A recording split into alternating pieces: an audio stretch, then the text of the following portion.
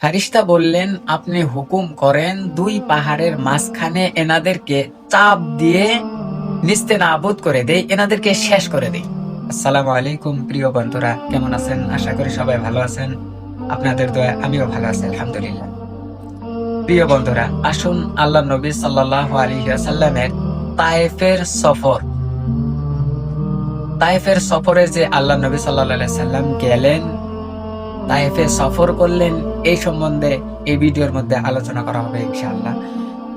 নবুয়ত পাওয়ার 9 বছর পর্যন্ত আল্লাহ নবী সাল্লাল্লাহু আলাইহি ওয়াসাল্লাম কিছু সংখ্যক সাহাবাদেরকে নিয়ে মক্কা মুকাররমার মধ্যে থাকতেছিলেন। তেনারা ছিলেন ওখানে। আর কাফেরের মধ্য থেকে এমন কিছু মানুষ ছিলেন যেনারা মুসলমান হন নাই ঠিক, তারপরেও আল্লাহ নবী ও তেনার সাহাবাদেরকে সাহায্য করতেন।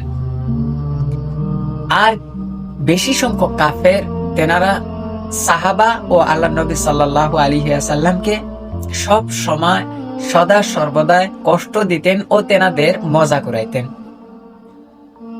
ওই ভালো মানুষদের মধ্যে থেকে, অর্থাৎ যেনারা কাফের ছিলেন, কাফের থাকা সত্ত্বেও আল্লাহ নবী সাল্লাল্লাহু আলাইহি ওয়াসাল্লাম ও সাহাবাদেরকে সাহায্য করতেন, এনাদের মধ্য থেকে ছিলেন একজন যেনার নাম আবু তালিব। আল্লাহ নবী সাল্লাল্লাহু আলাইহি ওয়াসাল্লামের চাচা আবু তালিব, যদিও তিনি মুসলমান হননি, যদিও তিনি ইসলাম গ্রহণ করেন নাই, তারপরেও আল্লাহ নবী সাল্লাল্লাহু আলাইহি ওয়াসাল্লাম ও সাহাবায়ে রাদিয়াল্লাহু আনহুম সমস্ত প্রকারের এনাদেরকে সাহায্য করতেন। মক্কা মুকাররমার মধ্যে কিছু সংখ্যক মানুষ নিয়ে যখন মানুষকে সহি রাস্তা, মানুষকে হিদায়াতের রাস্তা দেখান আরম্ভ করলেন, 10 নাম্বার বছর আল্লাহ নবী সাল্লাল্লাহু আলাইহি সাল্লামের চাচা আবু তালেব এই দুনিয়ার মায়া ত্যাগ করলেন, অর্থাৎ তেনার মৃত্যু হয়ে গেলেন।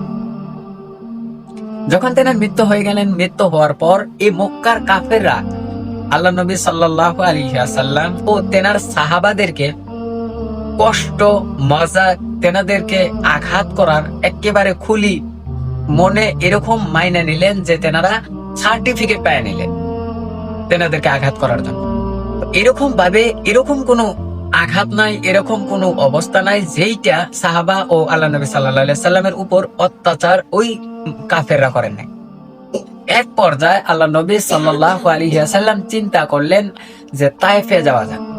কেননা তায়েফের মধ্যে কবিলায়ে সাকিফ নামে একটা দল ছিলেন। আল্লাহ নবী সাল্লাল্লাহু আলাইহি সাল্লাম চিন্তা করলেন যে সেই দল যদি মুসলমান হয় তাহলে মুসলমান আরো বাড়ার সম্ভাবনা আছে। ও এই যে আমরা যে ছোট্ট একটা জামাত, এই জামাতের মানে কুফারের কাফেররা যে আঘাত করতেছে, এই কাফের আঘাতের থেকে নাজাত পাওয়া যাবে। এই আশা নিয়ে আল্লাহ নবী সাল্লাল্লাহু আলাইহি সাল্লাম ও সাহাবাদেরকে নিয়ে তেনারা রওনা করলেন তায়েফের দিকে। তায়েফে যাওয়ার পর ওই কবিলায়ে বনু সাকিফের 3টা সর্দার ছিলেন, 3টে সর্দারকে ডাকলেন। ডাকার পর আল্লাহ নবী সাল্লাল্লাহু আলাইহি সাল্লাম তেনার পবিত্র মুখ দিয়ে বললেন যে আল্লাহ একজন, আল্লাহকে আল্লাহ বলে মানো, আমাকে আল্লাহ তাআলা নবী বানিয়ে পাঠিয়েছেন তোমাদেরকে হেদায়েতের রাস্তা দেখানোর জন্য। কেননা আল্লাহ নবী সাল্লাল্লাহু আলাইহি সাল্লাম মানুষকে ওখানে তায়েফের ময়দানে যে গিয়েছিলেন মানুষকে হেদায়েতের রাস্তা দেখানোর জন্য, এরকম না নিজে হেদায়েত না, মানুষকে সহি রাস্তা অর্থাৎ জাহান্নাম থেকে জান্নাতে নেওয়ার রাস্তা দেখানোর জন্য। সেই সর্দারকে ডাকলেন। ডাকার পর আল্লাহর কথা বললেন, নবী সাল্লাল্লাহু আলাইহি সাল্লামের কথা বললেন। এই কথা শোনার পর ওই সর্দার 3জন কি করলেন যে আল্লাহ নবী সাল্লাল্লাহু আলাইহি সাল্লামের সাথে ভালো বিহেভিয়ার করার বদলে, ভালো ব্যবহার করার বদলে আল্লাহ নবী সাল্লাল্লাহু আলাইহি সাল্লামের সাথে খারাপ ব্যবহার করলেন। ও জিবরাইল আলাইহিস সালাতু ওয়াস সালাম আল্লাহ নবীকে সালাম করলেন, বললেন ইয়া রাসূলুল্লাহ, আমি জিবরাইলের সালাম গ্রহণ করুন। আল্লাহ তাআলা আপনার সমস্ত ওই সর্দাররা যে আপনার সাথে বিহেভিয়ার করেছে, ব্যবহার করেছে, সমস্ত কিছু দেখছেন, যা কিছু বলেছে সমস্ত কিছু শুনছেন। এইবার আমার সাথে এই পাহাড় রক্ষী ফেরেশতা পাঠিয়েছেন, আপনার যা হুকুম এনাদেরকে বলেন। পাহাড় রক্ষী ফেরেশতা আল্লাহ নবী সাল্লাল্লাহু আলাইহি সাল্লামকে বললেন, ইয়া রাসূলুল্লাহ, আপনি হুকুম করেন এই তায়েফের মানুষকে 2 পাহাড়ের চিবা দিয়ে তেনাদেরকে নিস্তেনাবুদ করে দেব।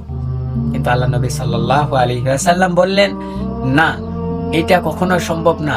আমি এইটা জানি যে এনারা যদি মুসলমান না হয়, এনারা যদি এক আল্লাহকে আল্লাহ না মানে, আমাকে নবী না মানে, এনাদের ছেলের সন্তান আনেওয়ালা যত তেনাদের ছেলে সন্তান রিশতেদার আছে তেনাদের মধ্যে থেকে তো হবে। প্রিয় ভাইরা, আমরা এই কাহিনীর দ্বারা এতটুকু জানলাম, এতটুকু শিখতে পারলাম যে আমি আপনি আঘাত পাইছি, আমাকে আপনাকে কেউ কষ্ট দিছে, সবুর করেন, ইনশাল্লাহ সবুরের ফল মিঠা। আজকের ভিডিও এইখানে, অবশ্যই ভিডিও শেয়ার করবেন ও লাইক কমেন্ট করতে ভুলবেন না। ঠিক আছে, আসসালামু আলাইকুম।